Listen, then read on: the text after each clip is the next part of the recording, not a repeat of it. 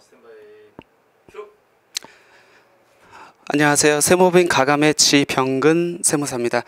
지금 이 시간부터 이제 부동산 취득을 하고 또 보유를 하고 또 처분하는 데에 따른 세금에 대해서 전반적으로 알아보도록 하겠습니다. 먼저 부동산 취득하고 보유하고 처분했을 때 어떤 세금들이 관련돼 있는지 먼저 살펴보고 취득세부터 말씀드리도록 하겠습니다. 만약 내가 부동산을 취득한다라고 했었을 때 만약 요거를 유상 그러니까 돈 주고 이렇게 거래를 한다고 했었을 때 내야 될 세금은 지방세인 취득세가 있겠죠. 근데 이거를 무상으로 취득을 합니다. 무상으로 취득한다는 것은 내가 상속을 받든지 증여를 받든지 둘 중에 하나겠죠. 그럴 경우에는 당연히 취득세는 적용되지만 또 국세인 상속세나 증여세가 적용됩니다.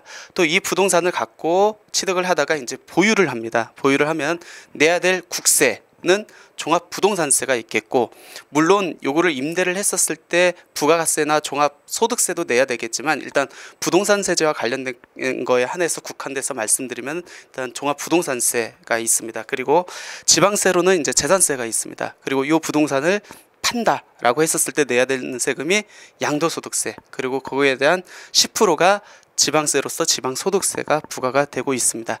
이 중에서 먼저 취득세부터 말씀드리는데, 취득세를 아직도 취득세와 등록세로 나눠 가지고 이렇게 생각하시는 분들이 많이 있습니다. 그래서 그 개정 연역을 먼저 말씀드린 다음에 구체적으로 세율을 말씀드리도록 하겠습니다.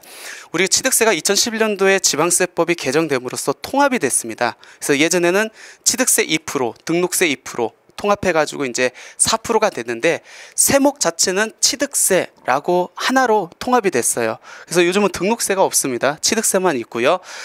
어차피 취득세 부과됐었을 때, 그러니까 2011년도 지방세법이 개정되기 전에 취득세 2%에 대해서 부과되는 서택스가 취득세의 10%인 농어촌 특별세가 붙게 돼 있어요. 그러면 2.2%고 등록세는 등록세율의 2%에 20%인 0.4%가 지방교육세로 붙었습니다. 그래서 통합되면은 이게 합하면은 4.6%예요. 그건 그대로 유지하고 있습니다. 단지 세목만 취득세로 통합됐다라고 보시면 될 것 같습니다. 부동산과 관련돼서 내는 취득세 부분에는 유상거래하고 무상거래하고 구분해서 보셔야 될 것 같아요. 먼저 무상, 상속하고 증여입니다. 이럴 경우는 이제 공짜로 이렇게 받는 거겠죠. 그랬을 경우에 취득세가 상속은 3.16%, 증여는 4%가 적용됩니다. 그리고 유상 취득을 한다. 그럴 경우에는 취득 대상이 주택인지 아니면 주택이 아닌지로 구분을 하셔야 됩니다. 먼저 주택이 아니라고 하면은 일반적인 아까 취득세 2%, 예전에 등록세 2% 합해서 4% 세율이 적용되고 여기에다 붙는 지방교육세나 농어촌 특별세를 포함하면은 4.6%가 됩니다. 이게 기본이에요. 이게.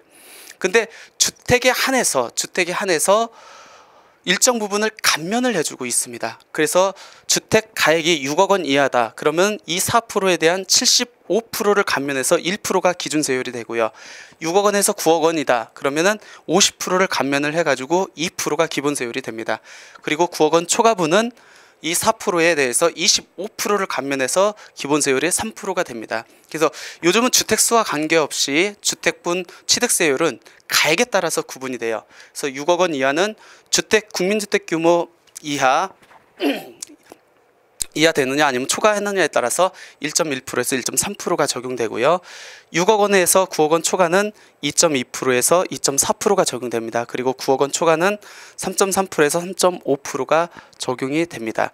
그럼 이러한 취득세는 언제 신고하고 납부를 하느냐? 취득한 날로부터 60일 이내, 만약 상속받았을 경우에는 96개월 되는 6개월 이내 이렇게 신고를 하도록 되어 있습니다.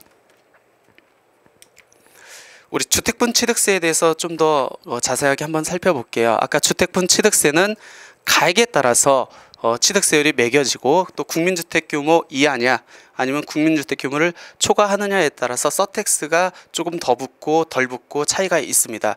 그래서 주택수와 관계없이 무관하게 지금 현행 취득 가액에 따라 차등 적용되고 있다. 그리고 아직까지 생애 최초 취득자에 대한 취득세 감면 규정이 있는 줄 알고 계신 분이 참 많이 있습니다. 이건 없어진 지 오래됐어요. 그리고 유의하셔야 될 게 오피스텔입니다. 오피스텔은 통상적으로 두 가지 용도로 많이 사용하죠. 그러니까 사무실로 쓰던가 아니면 주거로 씁니다. 그러면 오피스텔을 주택으로 쓴다 할지라도 이 오피스텔은 건축법상 업무 시설로 되어 있죠. 그렇기 때문에 아무리 주택으로 쓴다 할지라도 주택이 아닌 기본 아까 4.6%의 취득세율이 적용이 됩니다. 그 점 좀 유의하셔야 될 것 같습니다. 예를 들어 가지고 취득가액이 3억인 경우에 취득세가 얼마 나오는지 한번 계산을 해볼게요. 전용 면적은 국민주택 규모 이하라고 가정을 하겠습니다. 주택인 경우 예를 들어서 3억에다가 6억 이하니까 아까 1%였죠. 그리고 국민주택 규모 이하이기 때문에 총 토탈로 내야 될 취득세가 1.1%입니다. 그래서 330만 원입니다. 근데 이게 오피스텔이다. 오피스텔 같은 경우는 주택세율이 적용이 안 되고 일반 세율이 적용된다고 했어요. 그래서 3억에 대한 4.6% 1,380만 원이 취득세율이 적용이 됩니다. 이번에는 과세표준에 대해서 한번 살펴볼게요. 과세표준이라는 것은 세율을 적용하기 전 단계 그 가액을 과세표준이라고 합니다. 왜 그러냐면 유상으로 취득했을 때하고 무상으로 취득했을 때하고 과세표준 적용하는 기본 구조가 틀립니다. 즉 유상거래는 한번 생각을 해보세요. 내가 얼마 주고 팔게 서로 거래 금액이 있죠. 그 거래 금액이 시가표준액이 됩니다. 근데 무상으로 받는 경우 상속을 받는다든지 증여로 받는다든지 그럴 경우에는 서로 거래 금액이 없잖아요. 그럴 경우에는 국가에서 매긴 시가표준액 시가표준액이라는 것은 토지 같은 경우는 개별 공시지가를 의미를 하겠고요. 그 다음에 주택 같은 경우에는 아파트 같은 경우에는 공동주택 가격, 그 다음에 단독주택 가격에는 그 개별 단독주택 가격, 그 일반 주택들은 그렇게 이제 시가표준액이라고 말을 합니다. 그러면 예를 들어서 토지 시가 5억 원인데 시가표준액 즉 개별 공시지가는 2억 원짜리예요. 요거에 대해서 내가 취득을 했다. 근데 첫 번째 유상으로 돈 주고 샀다라고 했을 때 취득세가 얼마인지 한번 살펴보도록 하겠습니다. 돈 주고 샀기 때문에 5억이라는 금액이 드러납니다. 이 5억 원에 대해서 아까 토지기 때문에 4.6%의 취득세율이 적용된다고 했죠. 4.6%를 적용을 하면은 2,300만 원이 됩니다. 근데 요거를 무상으로 취득을 했어요. 증여를 받았다고 가정을 할게요. 증여를 받았으면은 세율을 적용하기 전인 시가표준액이 국가에서 정해진 금액으로 해야 된다고 말씀을 드렸습니다. 그러니까 시세가 아닌 국가에서 정해진 토지에는 개별 공시지가 즉 2억 원을 기준으로 해서 취득세율 증여 부분 4%가 적용이 됩니다. 그래서 800만 원이 취득세로 내야 됩니다. 아파트를 갖고 다시 한번 살펴볼까요? 아파트입니다. 전용 면적이 국민주택 규모 이하고 시가 5억 원 내 취득을 한 경우라고 가정을 할게요. 유상취득인 경우에는 시가가 드러나기 때문에 5억 원 그리고 취득세율은 국민주택 규모 이하고 6억 원 이하다. 그럼 1.1%에서 550만 원이 취득세가 부과가 됩니다. 근데 이거를 증여를 받았다. 아파트를 증여를 받았습니다. 근데 공동주택 가격이 3억 원이에요. 그럼 3억 원에 대해서 증여세율 아까 4%라고 했죠. 4%를 적용을 하면은 1,200만 원이 취득세를 내야 됩니다. 그러면 이제 부담부 증여와 취득세 한번 살펴보도록 하겠습니다. 왜 이 부담부 증여와 취득세를 살펴보냐면 부담부 증여라는 것은 채무 증여하는 자의 채무를 수증자가 인수하는 조건으로 증여를 하는 거예요. 그러다 보면은 증여 부분도 있고 양도 부분도 발생을 하게 됩니다. 아까 증여 부분은 무상거래라고 했잖아요. 무상거래면은 시가표준액이 그 과세표준이 시가표준액으로 잡는다고 했고 유상거래면은 실제 거래 금액으로 시가표준액을 잡는다고 했습니다. 일단 부담부 증여가 이루어졌다. 그럼 증여자 입장에서는 본인의 채무를 증여받는 자, 수증자가 떠안나요. 그러면 본인이 채무를 양도한 걸로 보거든요. 그렇기 때문에 양도소득세가 과세가 됩니다. 이 양도라는 것은 유상거래죠. 그리고 수증자 입장에서는 증여재산가액에서 채무를 차감한 금액을 순수하게 본인이 증여를 받습니다. 그 부분만 채무를 차감한 부분만 증여를 받기 때문에 채무 차감된 금액에서 증여세가 과세되고 요건 유상거래로 이루어집니다. 사례를 갖고 한번 부담부 증여를 했었을 때 취득세율이 어떻게 적용되는지 한번 살펴보도록 하겠습니다. 증여 당시 시가가 6억 원이에요. 그 다음에 증여 당시 시가표준액이 5억 원입니다. 대출금이 2억 원이 있어요. 국민주택 규모 이하라고 가정을 하겠습니다.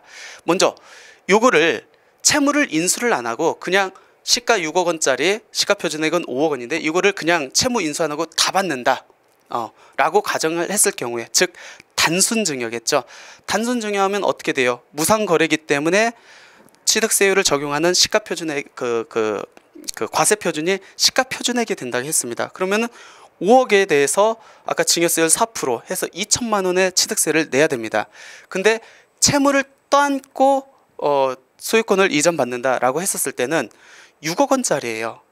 6억 원짜리인데 2억 원의 채무를 떠안고 순수하게 증여받는 자는 4억 원에 대해서 증여를 받는 겁니다. 그러면은 요 부분은 증여한 사람, 증여자가 유상 거래로 봐가지고 양도세가 부과가 된다고 했어요. 그러면 증여받는 사람 입장에서도 요거는 유상취득이겠죠. 그래서 2억 원에 대해서는 이게 아파트라고 가정을 하면은 국민주택 규모를 초과하기 때문에 1.3%가 적용돼서 260만 원의 취득세가 냅니다. 그러면 무상거래인 이 대출금을 차감한 나머지 4억에 대해서는 무상거래입니다. 무상취득을 했기 때문에 시가표준액이 그 과세표준이 됩니다. 그래서 4억 원에 대해서 4%를 적용해서 1,600만 원이 취득세가 내게 됩니다. 그러니까 다시 한번 정리를 하면은 부담부 증여를 했을 때는 양도소득세도 발생이 되고 그 다음에 증여세도 발생이 됩니다. 근데 받는 사람 입장에서는 아까 양도소득세, 양도에 해당하는 부분에 대해서는 일반 유상 매매 거래로 봐가지고 그 유상 매매에 따른 취득세율이 적용되는 반면에 채무를 차감한 나머지는 무상거래로 봐가지고 증여세율이 적용되고 4%의 증여세율이 적용되고 시가표준액도 과세표준도 시가표준액으로 삼아야 된다. 그렇게 두 가지로 구분해서 취득세율이 적용된다라고 보시면 될 것 같습니다. 그러면 같이 한번 생각을 해봅시다. 취득세를 그러면 줄일 수 있는 절세 방법이 어떤 게 있을까? 한번 생각을 해봅시다. 첫 번째 뭐가 있을까요? 아까 취득세율표에서 보는 바와 같이 일반적인 부동산은 뭐 큰 의미가 없을 것 같고요. 주택에 한해서 주택 가액에 따라서 취득세율이 적용되기 때문에 6억 원짜리 아파트를 취득하는 거하고 6억 100만 원짜리 아파트를 취득하는 경우하고 취득세율 적용 구간이 틀립니다. 예를 들어서 6억 원이라고 할게요. 6억 원이면 얼마의 기본세율이 1%죠. 1%의 세율이 적용됩니다. 근데 이 부동산 거래 금액이 6억 100만 원이라고 가정을 할게요. 그러면 6억 초과되죠. 초과되기 때문에 2%의 기본세율이 적용이 됩니다. 따라서